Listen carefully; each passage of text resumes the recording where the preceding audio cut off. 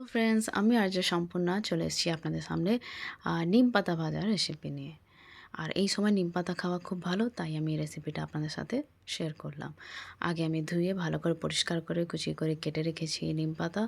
এবার আমি কড়াইয়ে সরষের তেলের মধ্যে নিম পাতাটাকে ভালো করে ফ্রাই করে নেব। এই যে মুচমুচে করে ভেজে নিয়েছি, এটাকে সাইডে রাখবো। এবার ওই একই তেলের মধ্যে আমি নুন দিয়ে একটু এটাকে ম্যারিনেট করে রেখেছিলাম বেগুনটাকে। এবার ওটা আমি ফ্রাই করে নেব। সব বেগুনগুলোকে একসাথে ফ্রাই করে নেব। আর এরপরে এই তেলে আমি একটু দিয়ে দেবো কালো জিরে ফোড়ন আর শুকনো লঙ্কা ফোড়ন। দিয়ে আবারও একটু ভালো করে আমরা ফ্রাই করে নেব এইভাবে। তারপর একটু দিয়ে দেবো সামান্য হলুদ, আর নুন তো আমি দিয়েছিলাম পরিমাণ মতো নুন।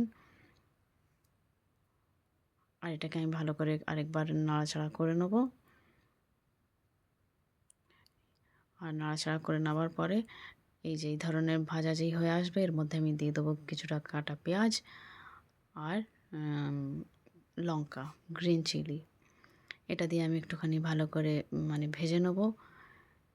ভেজে নামিয়ে ভেজে নেব। ভেজে এর মধ্যে আমি নিম পাতাটা যে ভেজে রেখেছিলাম ওটা ছড়িয়ে দেবো। এবারে ভালো করে এটাকে নাড়াচাড়া করে নেব। করে নেওয়ার পর গরম ভাতের সাথে এর মধ্যে একটু লেবুর রস দিয়ে খেতে দারুণ লাগে। আপনাদের কেমন লাগলো রেসিপিটি জানাবেন। আর নতুন নতুন রেসিপি পেয়ে যেতে আমার চ্যানেলটি লাইক, শেয়ার, সাবস্ক্রাইব করতে ভুলবেন না। ভালো থাকবেন, সুস্থ থাকবেন। বাই।